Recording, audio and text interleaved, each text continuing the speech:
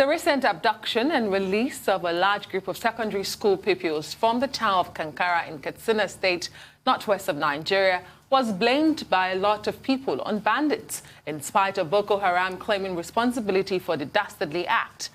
Bandits happen to be a hybrid name initially given by the Nigerian authorities to cross-border criminal elements who have been remorselessly inflicting untold misery on towns and villages across the northwestern states of Nigeria.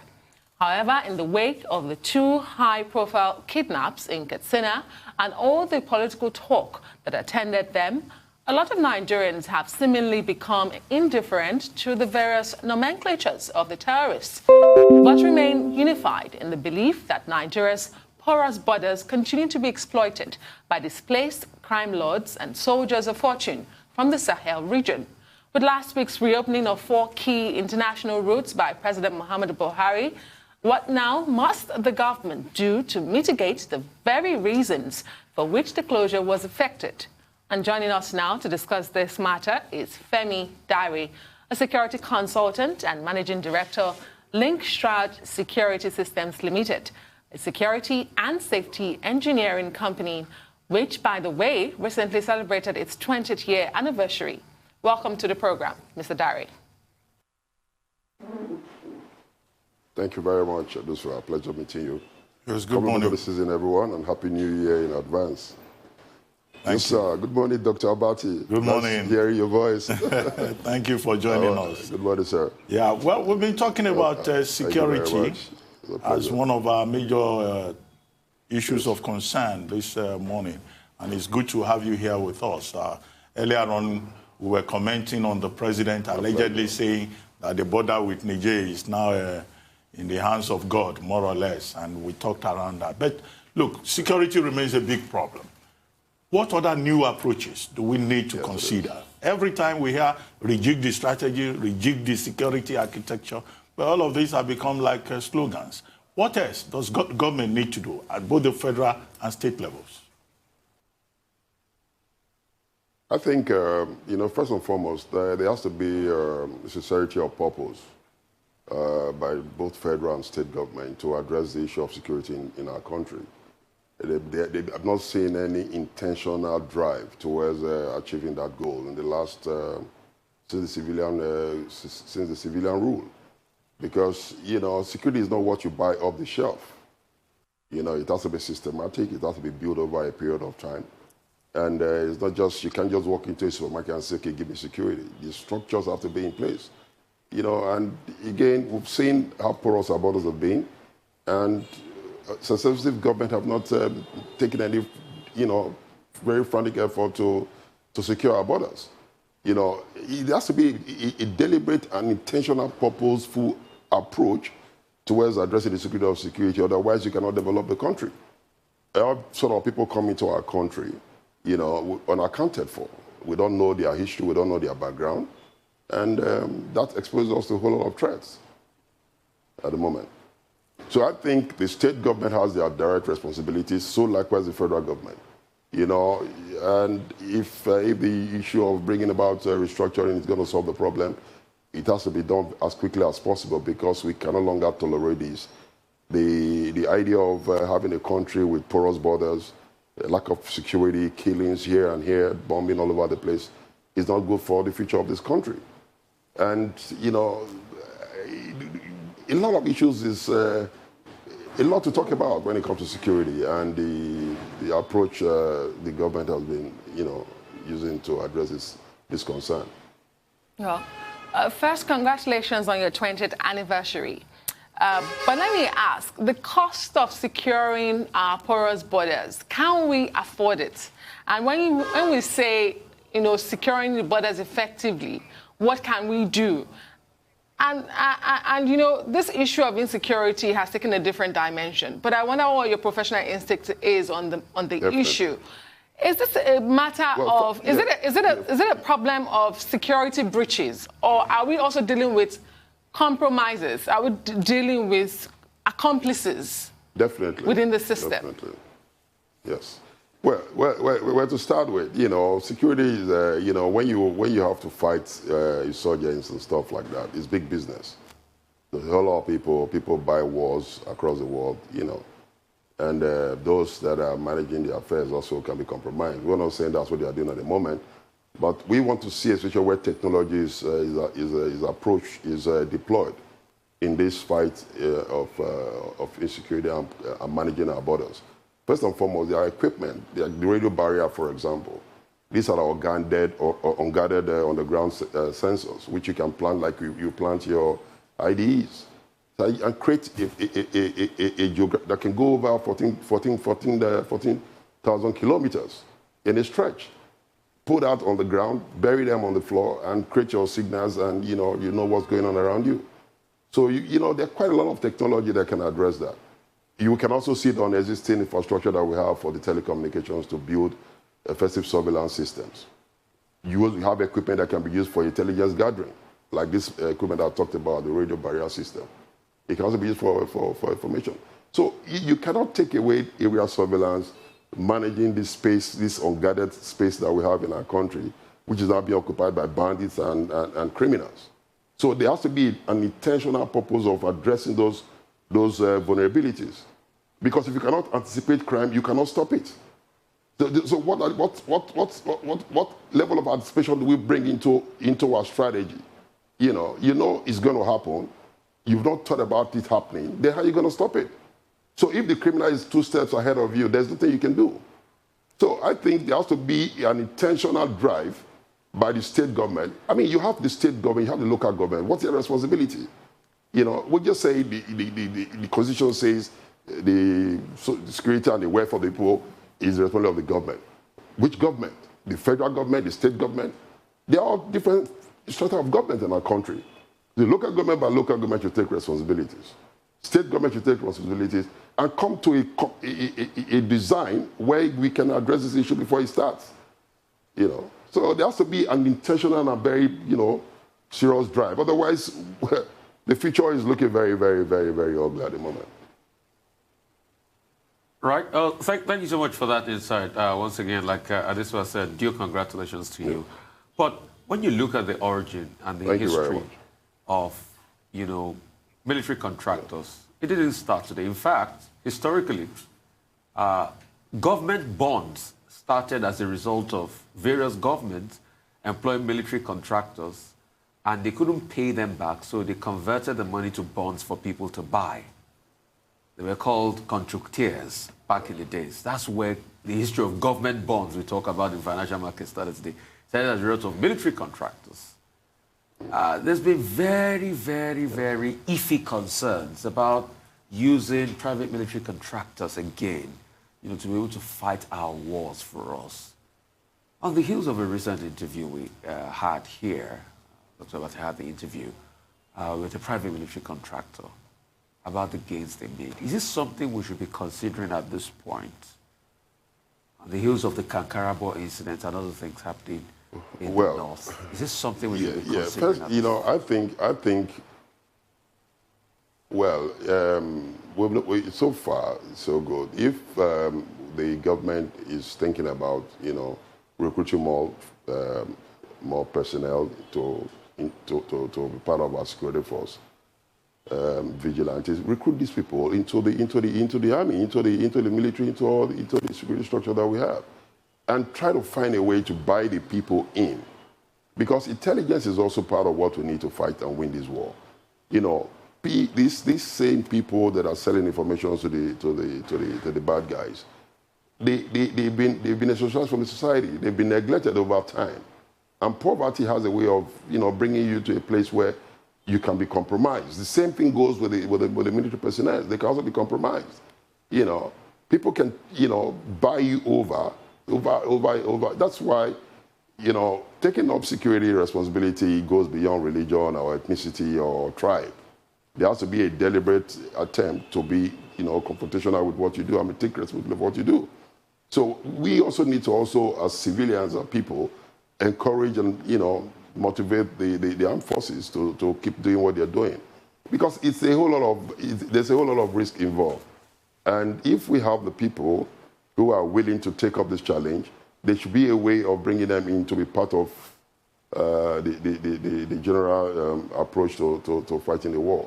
selling the war at this point to a third party, I don't think is advisable. But we can come up with a partnership with the neighboring countries, Niger, Chad, Cameroon, and come up with a joint force and see how we can fund that to extinguish these bandits. On that note, let's take a quick commercial break. When we return, the conversation will continue. Please stay with us.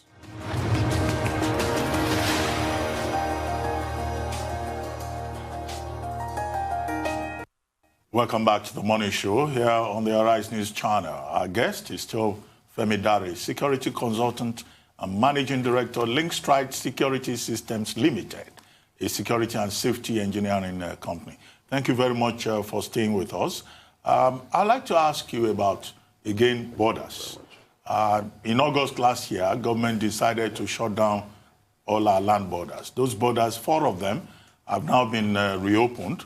And we're told that by December 31, other land borders will be reopened on a gradual basis. Well, Minister of Industries, Trade and Investment, that's Chief Niyi Adebayo, says Nigeria gained a lot from that closure. But there are persons who disagree with him and who think that the closure of the border was not a wise option in the first place. But what's your own assessment?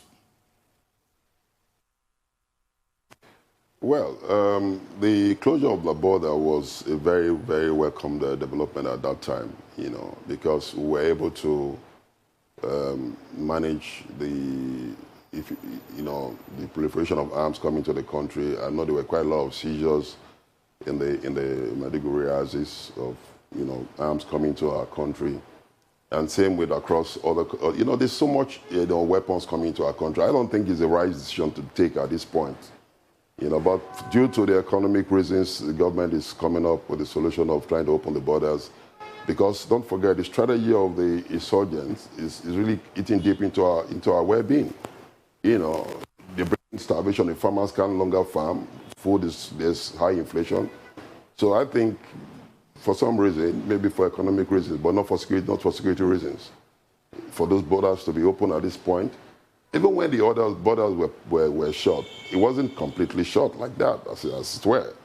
People were still coming to the country and stuff, but for it to be officially open, and you can see the reaction from the neighboring countries, how happy they were, how they were celebrating As a matter of fact, someone once said you can have your parlor in the next country and have your toilet in Nigeria. So that's how close, unguarded our borders are. So stating the obvious to say it's now officially open is just saying, well, let's just make it open. But in my opinion, I don't think that border closure was really as effective as it should have been if you have a proper way of managing your borders. And what does this say about regional collaboration when it comes to porous borders and illegal crossings? Do you think that we are doing enough in that regard? Speaking to neighboring countries about that. And just to touch on the Kankara boys, which Rufai asked you earlier, there's this perception by the military that, communities are not, giving enough information to the military. They are sabotaging some of these operations by not owning the war. And I just want to ask you, how is it possible that these large-scale abductions are able to, are being carried out? The Kankara boys, I think, is the biggest abduction we have seen in recent times. 344 boys carted away from their school. How is that even possible? And then the regional collaboration. Well, it's so strange, to see 444 people being carried away without any form of reaction, by the forces. It's so strange. That's why we say there's a whole lot to be done. There has to be a sincerity of purpose. There has to be an intentional drive by armed forces to protect our countries and protect our institutions from such embarrassment. To take 444 people from a location is not a child's play. So if there's no compromise, then that means that somebody must have left down his guards on duty, which is what we are talking about here. People need to take their job very seriously. you know, and so that the Nigerian people can appreciate them for what they're doing. So to wear the common flag and say you're protecting us, and at the end of the day, we're not getting value for what we want. So there's no way they can be appreciated. But I think, you know, a lot needs to be done, you know, all across board. Let us, you know, be very patriotic about what we do as a people, especially when it comes to security, because it's really getting to us at this point where farmers we don't, I mean, food is becoming very expensive. States where we grow food, farmers can no longer go to farm. The headers and the Fulanis are clashing all over the place. So we need to take security seriously. And the compromise of having to negotiate with bandits, I don't think it should be encouraged, really, in my opinion. So negotiating with those that kidnapped the Kankara boys was something that I found very, very strange as well. You know, yet nobody has been arrested, no feedback regarding that. So that's how it happens over time. There are many sides to that negotiation. Some sides says it's a military action, and some sides said it's a negotiation. But I want to ask you, what can private security companies like you do to ensure peace in the country? You know, I know, yeah, you're working in terms of intelligence. I know private security companies too are agitating, or they're pushing for them to bear arms. Is that something you look at very critically? So what can companies like you do? And should that time come where private security companies could choose to bear arms in this country? Well, I don't think we are right for that at the moment because of the abuse. Even those that are trained, you know, to bear arms. I was watching the news over your news just now how a police officer in Delta killed someone. So there has to be some level of discipline. And at the end of the day, you will have a lot of people in the force who, for some reason, because of unemployment, and you know, just find a way in the force. They don't like what they are doing, so they don't have the temperament to carry arms. So it takes a lot of discipline, you know, to have arms and still be in control of your temperament, because you know it has its own power. It comes with its own force.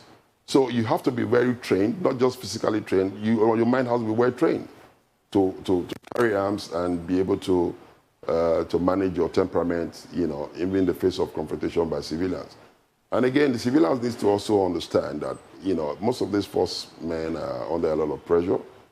And when we approach the police officers, we should learn to be a bit civil, you know, because most of them are not, you know, they're not just getting the best out of what they're expecting to get from the government. So at this point, so let me just say that as it is, you know.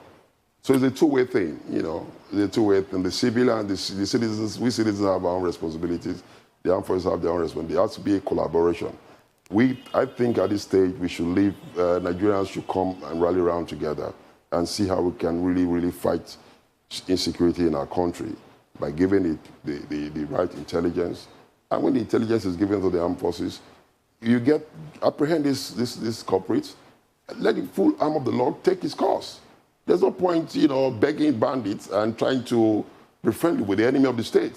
That's one of the reasons why we're finding this war difficult to fight. If information is given to the forces at the end of the day, the same information gets back to those bandits that you're the one giving information. So the trust with the people and the forces needs to be, you know, to be worked on. You know, wow. For the civil, you know, private security company to carry arms at this point, I would say it's too early for that. Well, thank you very much for your insights and for joining us this morning on the morning show. And congratulations again on the 20th anniversary of your company. Thank you very much. Thank you.